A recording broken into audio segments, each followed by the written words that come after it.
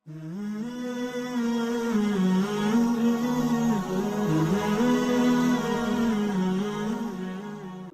جب وصیت لکھی نا، میں نے وہ پورا ڈائریاں واریاں بنا کے گھر میں بتایا میں مر گیا تو یہ.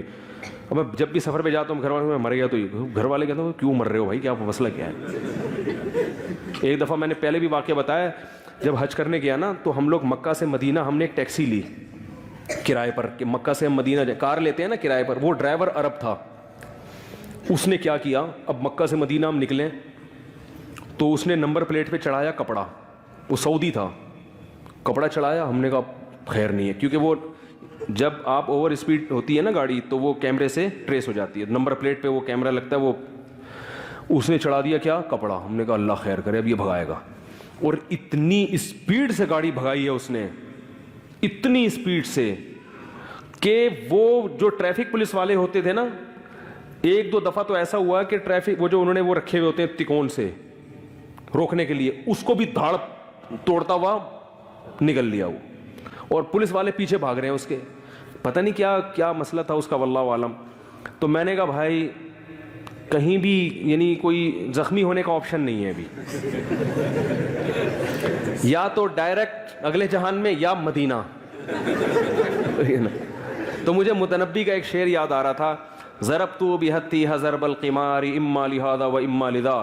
متنبی ایک شاعر گزرا ہے 3ری-4 صدی ہجری کا. وہ اپنے قصے سناتا ہے نا، میں نے بڑے لمبے لمبے سفر کیے ہیں، بڑے لمبے لمبے صحراؤں کو میں نے. اونٹنی کی تعریف کرتا ہے اپنی، الا کل ماشیۃ الخیدلا فدا کل ماشیۃ الحیدبا.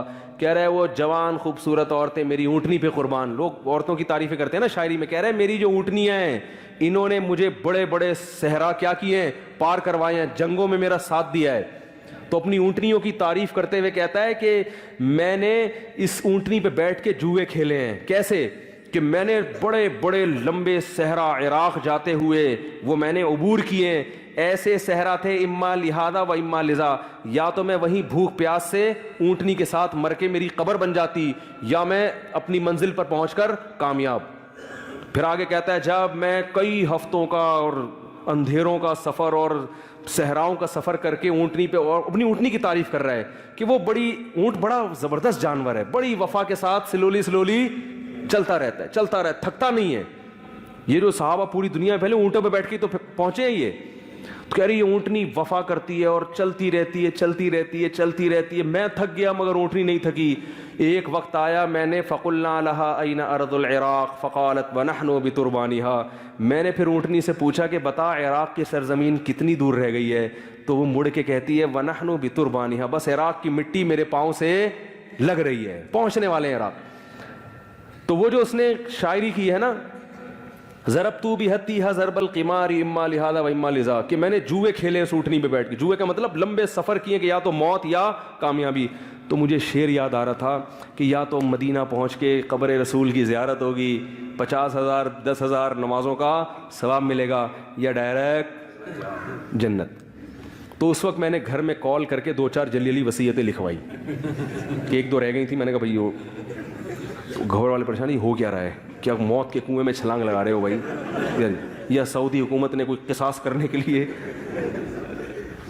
تو میں نے کہا ڈیٹیل بعد میں، کیونکہ وہ سمجھ میں نہیں آتی نا. میں نے کہا ڈیٹیل بعد میں، ویسے ہی لکھوا دی میں نے. وہ جلدی لکھوائی. کیوں؟ مقصد بتانے کا یہ ہے کہ بھائی کوئی کسی بھی وقت مر سکتا ہے. تیز رفتار گاڑی میں تو ویسے ہی چانس زیادہ ہے. آج ہمارے ایک رشتے دار بائی روڈ آئے پنجاب سے. میں نے کہا آپ بائی روڈ کیوں، بائی ایئر کیوں نہیں آئے؟ کہہ رہے ہیں یار جہاز میں نا آپشن نہیں ہے. کہہ رہے میں کوشش کرتا ہوں بائی روڈ ہی. وہ کہہ رہے ہیں یار روڈ میں ٹکر لگے گی، کلابازیاں کھائیں گے، تھوڑا سا ادھر سے یوں پکڑیں گے جا کے، ادھر سے کھڑکی پکڑیں گے، تھوڑا سا باہر نکلیں گے، ایک آدھ ٹانگ ٹوٹنے چلی جائے گی، بہت کم چانس ہوتا ہے کہ بالکل ہی مر جائیں. کہہ رہے جہاز میں جب وہ جنید جمشید بیچارے کا واقعہ ہوا نا، کہہ رہے وہاں تو بس بیٹھے تھے اور پھر غائب، باڈی بھی نہیں ملتی. تو ہر شخص نے مرنا ہے اور کچھ پتہ نہیں کون کس ٹائم مارکیٹ سے شارٹ ہو جائے. اس میں بڑے بڑے لوگ، ڈاکٹر بھی مر جاتے ہیں. میرے والد صاحب بتا رہے، ڈاکٹر صاحب وہ کر رہے تھے ڈائیگرام بنا کے نا، بتا رہے تھے کہ لوگوں کو نیوی میں نا، میرے والد صاحب نیوی میں تھے، نیوی کے آفیسرس کو بتا رہے تھے کہ ایسے ہارٹ اٹیک ہوتا ہے. اس دوران ان کو ہارٹ اٹیک ہوا ہے اور ڈیتھ ہوئی ہے.